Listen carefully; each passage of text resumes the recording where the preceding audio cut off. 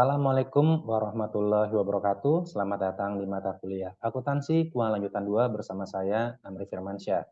Dalam kesempatan kali ini, saya akan mengulas tentang transaksi mata uang asing, baik dalam bentuk penjualan ataupun pembelian.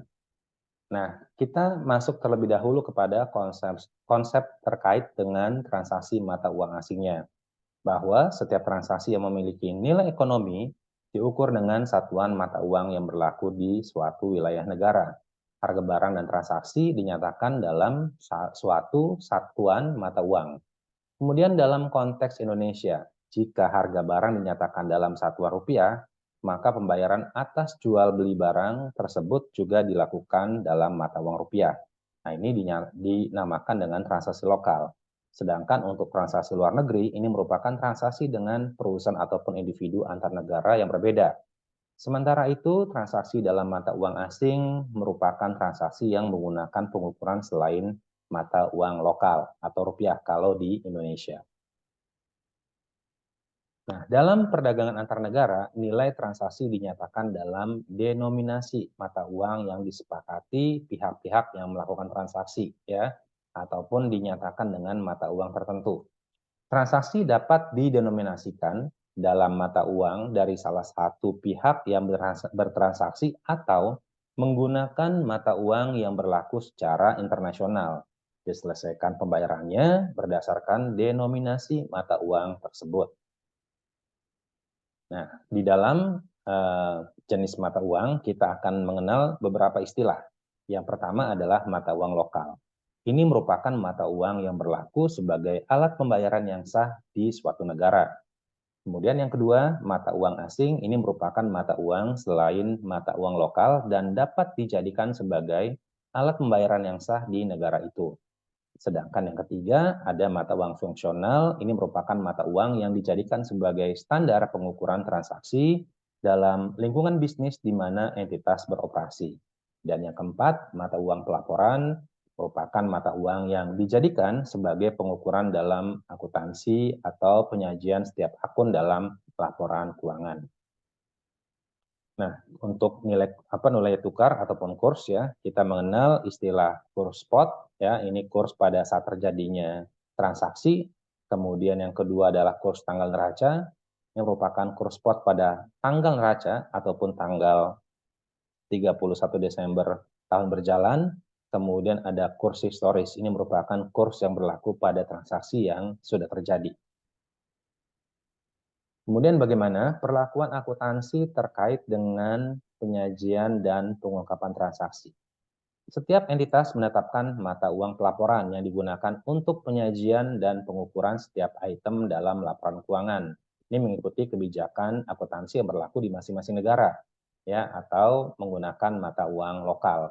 Di Indonesia, entitas akuntansi dapat mengajukan mata uang rupiah dan atau mata uang dalam US dollar dengan syarat mengajukan izin kepada Kementerian Keuangan.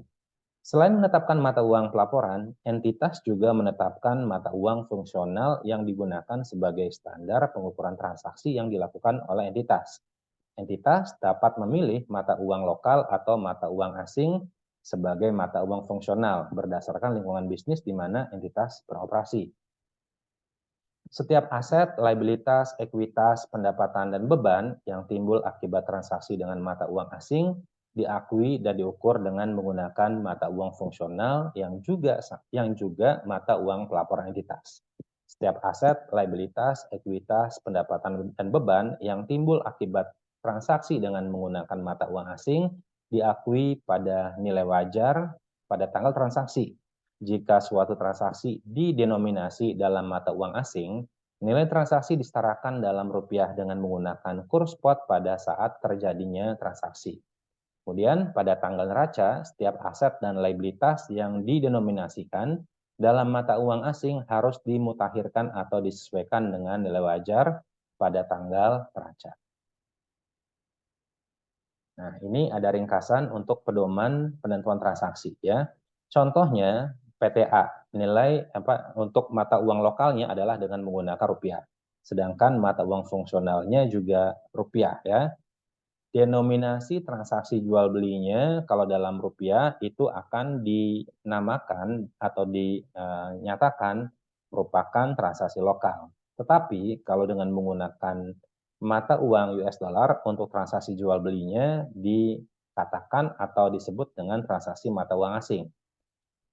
Contoh yang kedua itu PTB ya. Ini mata uang lokalnya adalah rupiah, sedangkan mata uang fungsionalnya euro. Nah, kalau denominasi transaksi jual beli dalam mata uang rupiah dikatakan sebagai transaksi mata uang asing. Kemudian kalau denominasi transaksi jual belinya dalam US dollar ini juga sama, dikatakan atau disebut dengan transaksi mata uang asing. Nah, tetapi kalau denominasi transaksi jual belinya dengan euro dianggap sebagai bukan transaksi mata uang asing. Nah, di sini ada informasi yang bisa diberikan sebagai contoh untuk pembelian ya. Nah, PTB melakukan ataupun merupakan importir mobil CBU. Pada tanggal 15 Desember 2020 membeli satu unit mobil dengan harga 500.000 US dollar. Kurs spot pada saat itu 1 dolarnya adalah 15.000 rupiah. Pembayaran dilakukan pada tanggal 14 Januari 2021. Mata uang fungsional B adalah rupiah yang juga sekaligus menjadi mata uang pelaporannya. Ketika transaksi tersebut terjadi, maka si importir atau si PTB akan membuat jurnal di tanggal 15 Desember ya, ini purchase atau ya purchase sebesar 7.500.000.000 rupiah ya, ini pada accounts payable ya dalam bentuk US dollar sebesar 7.500.000.000 rupiah.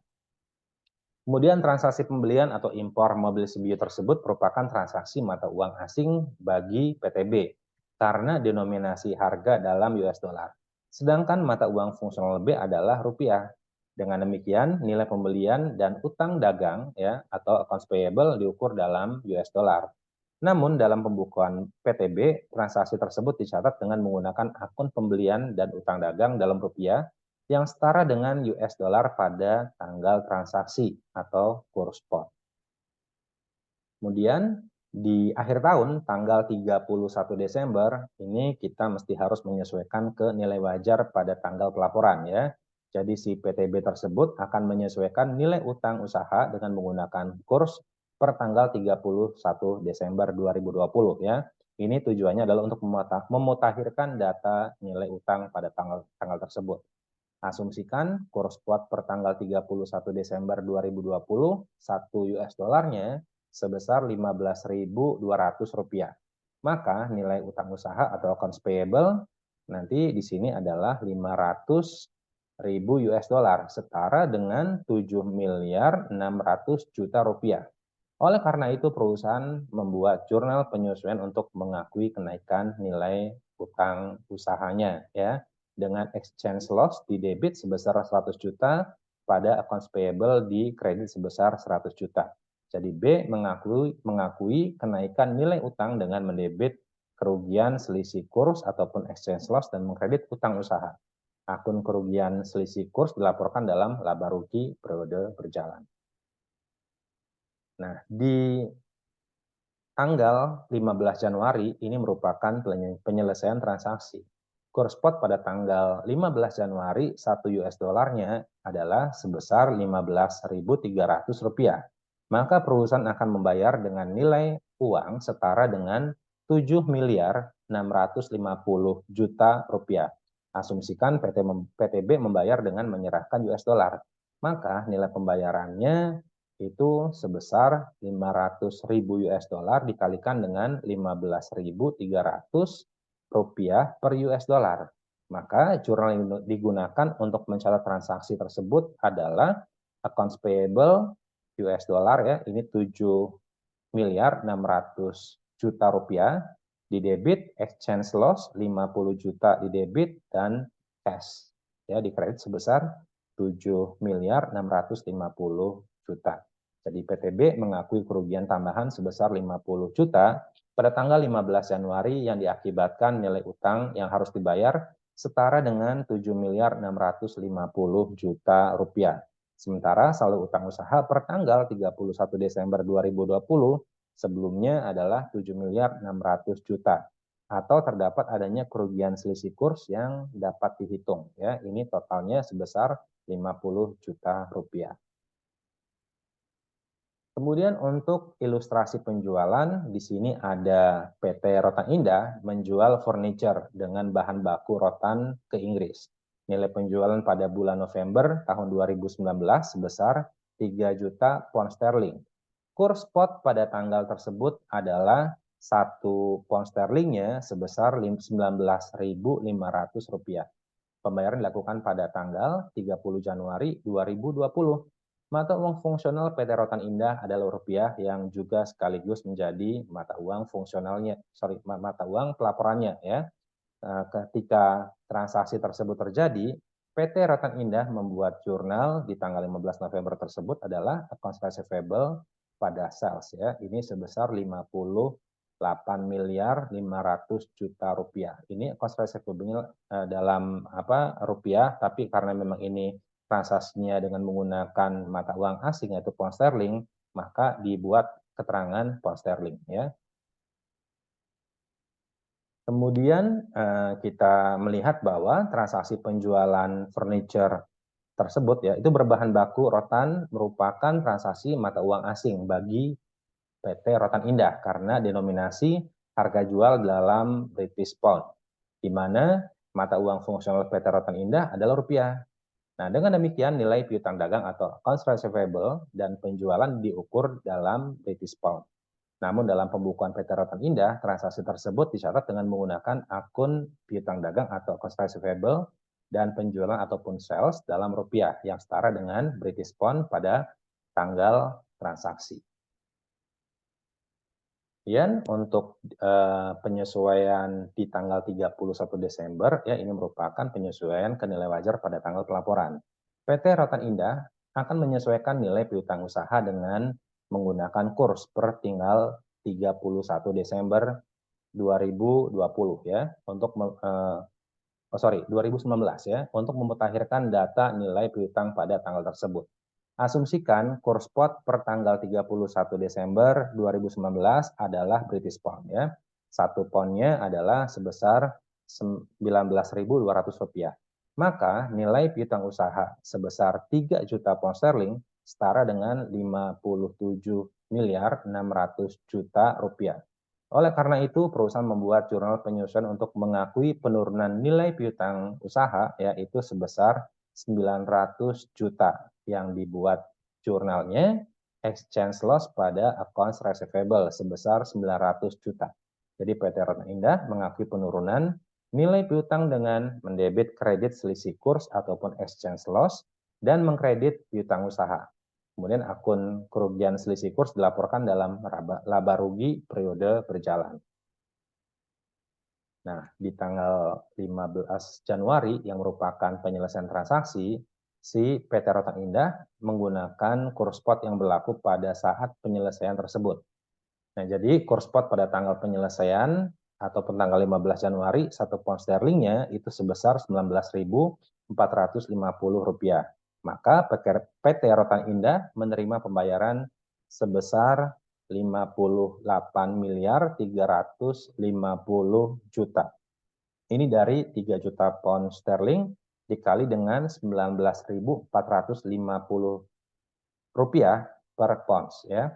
Nah, jurnal yang digunakan untuk mencatat transaksi tersebut adalah cash di debit 58.350 juta, kemudian di kreditnya adalah exchange again sebesar 750 juta dan accounts receivable sebesar 57.600 juta rupiah. Nah, demikian yang bisa saya sampaikan, mudah-mudahan bisa bermanfaat untuk teman-teman semua. Saya akhiri, Assalamualaikum warahmatullahi wabarakatuh.